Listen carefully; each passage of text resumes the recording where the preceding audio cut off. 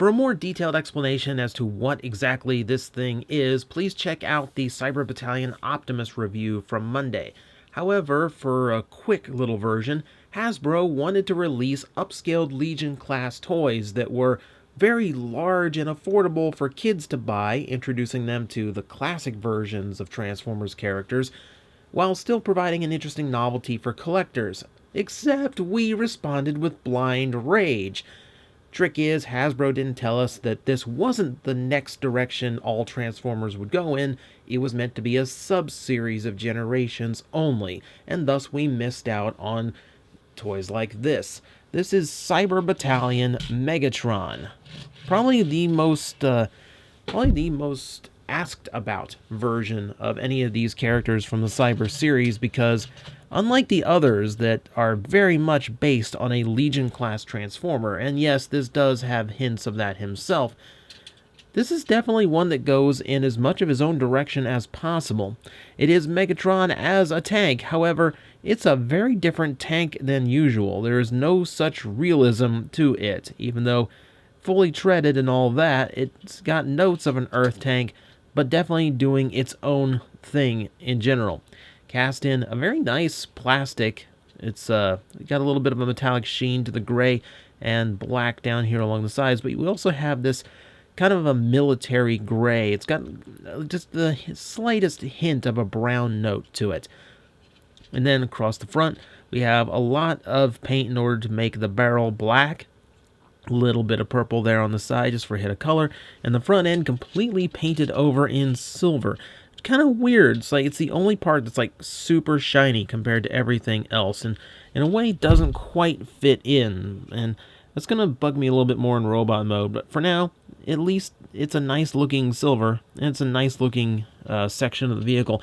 In general, it's an interesting looking tank, like the barrel being absolutely massive and this front end having these multiple cockpits and not being your standard style of tank definitely lends it to being more Cybertronian, or at the very least more to Megatron's taste. You know, the barrel of a cannon on a tank, too small for Megatron. It's got to have a much, much bigger blast. And hey, while we're at it, let's throw some cluster missiles on the sides. See, part of the engineering to Cyber Battalion toys was a lot of hollowed out parts, but Hasbro took advantage of that for this section and actually created a bunch of sunken in missile batteries, which is a really cool and really clever way of using that space. Now, it's clear that some of them are going to blast right into his own armor, but hey, it's Megatron. I think he's willing to take a little bit of damage if it means destroying some Autobots in the process. In general, it's not a bad look at all. Though, when you start to look around, you do start to see a few flaws here. For starters, I do like that all of this is painted in through here. Again, the sides of wheels or treads tend to get skipped on modern Transformers, but if we look at the top, we start seeing where some of the sacrifices in engineering get made. You have this big gap right here, as well as a lot of gap here in the back, with some very visible robot mode hands. Like I said, this was made to be a toy for kids, where collectors just, hey, it's pretty big for having only spent $15 on it. That's going to get a little bit more obvious when we get to robot mode, but it does make for a decent Voyager-sized tank, I will say that. And again, I do like the look. I know a lot of people who like the overall look of him, but it's the robot mode that I think people are more interested in seeing. While I love the detail through here, he's got a lot of actual sculpting going on, and that's something you wouldn't expect and something that was meant to be as cheap as possible, but hey, it's all there. But the robot mode has some even more interesting things going to it. So, let's get him into his robot mode, and we'll see what he's got going on. Everything on this guy pegs in very solidly, but very minimalist. There's only like one peg per spot holding everything together, which is actually really, really cool. It kind of reminds me of Transformers Cybertron style engineering in a way where you put things in its place, it has just enough of a tab and connection point to lock in, and then everything else just stays where it's supposed to. Now, the parts do kind of clash unless you do it in just the right way. You bring the legs down at a diagonal like this, and that should give you enough room to flip everything out going into this direction. We'll go ahead and fold these chunks up to become the feet, and then bring all of this down like so. Then we can go ahead and open this up, swing the top of the tank over to become the arms, find the connection point there. Alright, that connects the tab, that tab's in the chest. And now the cannon arm itself, now he can hold it in his hand, but it's Megatron. Why would you have him hold it in his hand? Go ahead and peg it there on the arm like it's supposed to be. And you know what, let's go ahead and put the ratchet hips to use and get him a little bit more of a familiar widespread stance. He's a commander, a little bit of an action pose for you.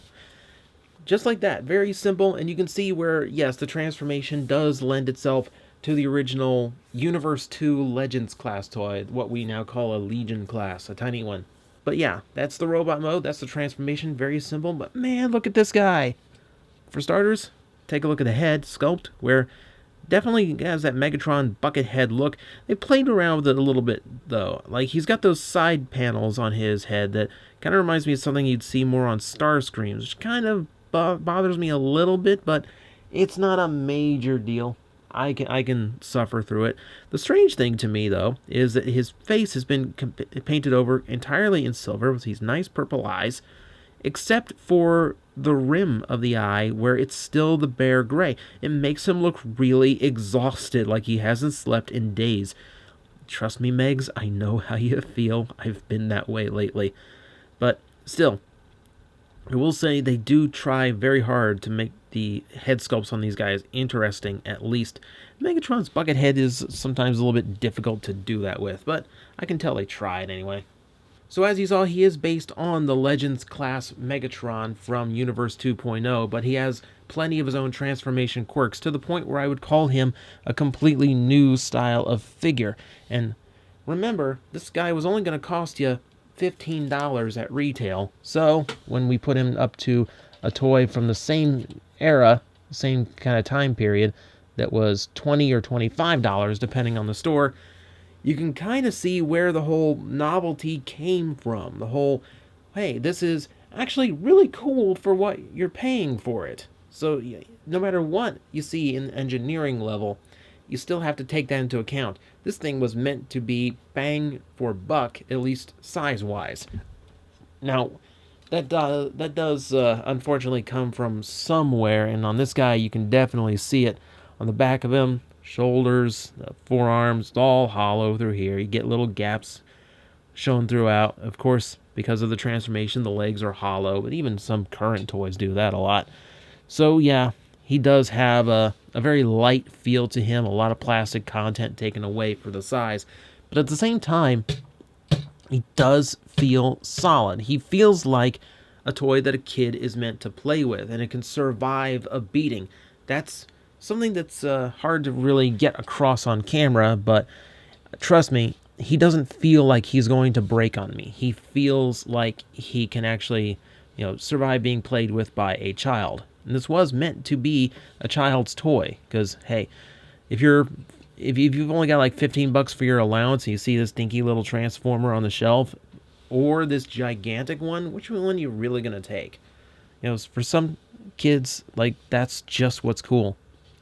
So we take a look at him overall. I like the sculpt and the design on this guy. He's got a lot of panel lines going through to make it look like he's got some interlaid armor all throughout his arms and his torso.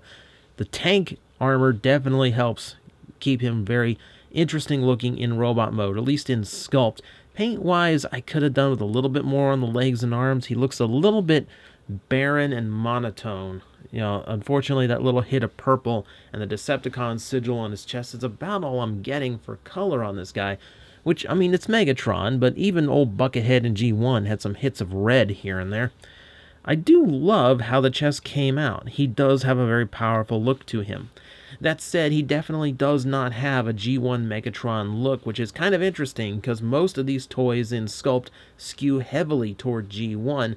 Because I think this also would have had a market with casual collectors who just wanted to have a really cool looking Megatron on their shelf, but didn't want to spend, a ton of money in order to get a masterpiece or a G1. So this would have been like a nice alternative, except he's going for his completely own thing. And that's not necessarily bad, it definitely makes him interesting, and I think it's one of the reasons why he's one of the more desired ones.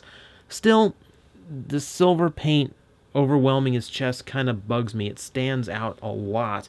I think the flat gray would have been fine, and the rest of the paint budget could have gone to making a little bit of silver or a little bit more of that purple throughout the rest of his design. But alas, it's what we got, so it's what we are going with. How about the articulation? I think that's another reason people were interested in this one, because he does have full neck rotation. Arms do move forward at this angle, but also move outward, thanks to the way he transforms, which gives him a little bit more motion than some of these toys have. And he does have a full 90-degree elbow as well. Nothing at the waist, but he does have full universal joints with full-on ratchets, which are very tight. In fact, this one is so tight, I hesitate to even demonstrate it. Also, knees. The Cyber Series figures typically remove knee articulation, so to have it in here is actually quite advantageous. Well done.